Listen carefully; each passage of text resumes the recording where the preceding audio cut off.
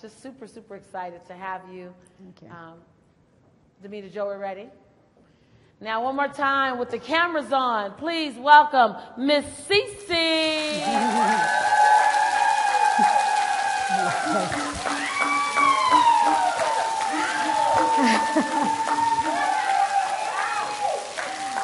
Thank you.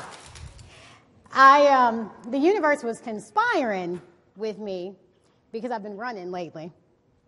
And when Lisa said that I would have an opportunity to come up here and share a 10-minute message, all I could do was smile because I knew what that meant. I had created a message, 3 months ago. And I never had the opportunity to share that message because I hadn't found who that message was for until now.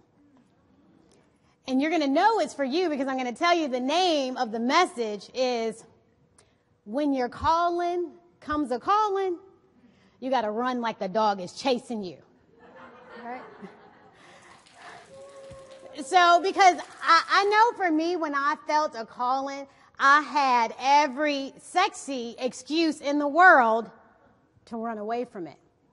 And I said, we have this business. I couldn't possibly leave my husband at a time like this, right? But nobody else said that. Or, I can't give up this amount of money for so much uncertainty. Or, it's not the right time for the children. I had to wait till they're older. After I finish my master's degree, then I'm going to do it. Somebody said that, right, Nicole? But before I leave this stage today,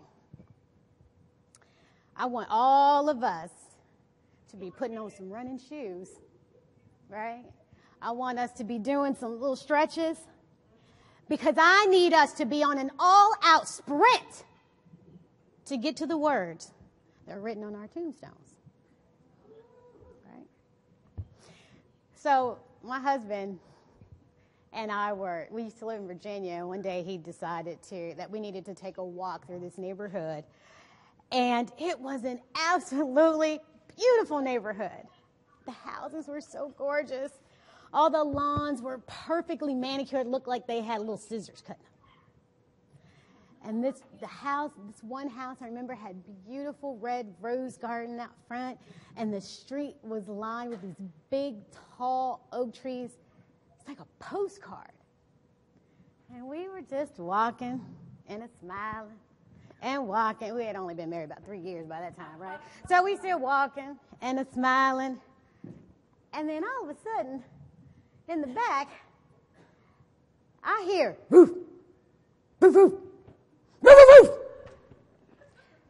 And I'm going to tell you all, there was this dog. All right, it was really like this for real. But there was this dog barreling down after me. I don't know where my husband was, but all I know is I heard myself go, ah! And I just started running. And I just started running, and it was me running. And the dog, woof, woof, woof, ah! And I look back, woof, woof, woof, ah! And then all of a sudden, as I was running, I saw my refuge. There was this white picket fence out in the distance. And so at that point, I knew I had some place that I was going that was going to protect me. So at that point, I didn't worry about that dog anymore. All I kept my eye on was that fence. I knew that's where I was supposed to be. So I ran. I didn't worry about how I was going to get on the other side of the fence. I just ran. And then about 10 seconds later, it's probably 5, seriously, the owner came out. Fluffy! I'll never forget that was that dog's name. And Fluffy ran away, and I actually lived. But I share that with you because that's how it was for me on my journey to follow my calling. And I knew that in doing that, I had to run like there was a dog chasing me, except that there wasn't. But I had to put 100% of my action into getting where I needed to be the same way I put it into trying to get away from that dog. I knew that I had to be absolute laser focused on that fence that was right there. I couldn't stop and appreciate those beautiful roses that were sitting there in the front of the house. I didn't see any of those big, beautiful trees. All I saw was the fence. But then I believed. Let me take that back. I knew. I absolutely knew that once I got over that fence, I was going to be protected. I didn't know how I was going to get over the fence. I didn't think about that. I didn't think about, what if there's an opening on the other side and the dog just ran around? Nope, didn't think about that.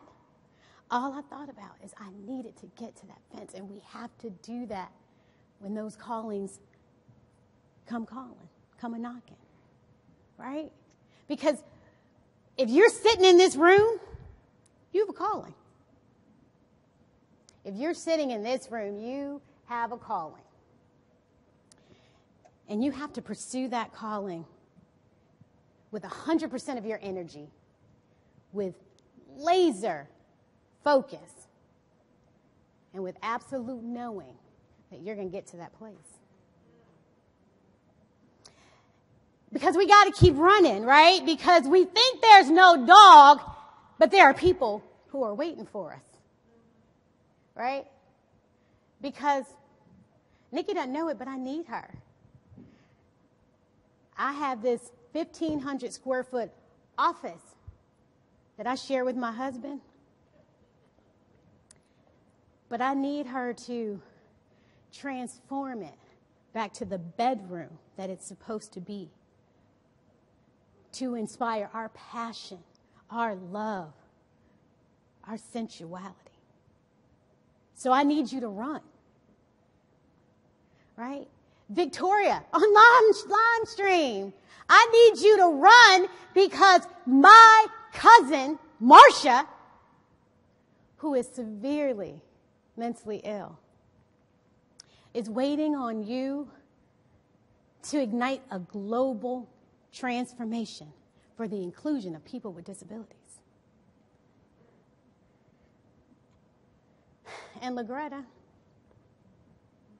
I need you to run.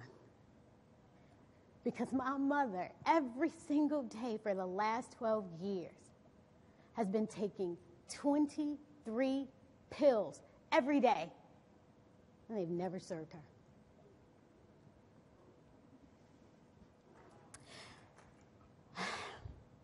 I really need you to run. Because when I had to hold my 16-year-old niece in my arms and listen to her say, I don't want to have sex with another boy. But Ani, I don't know how to stop myself. That means you got to run. That means you have to run.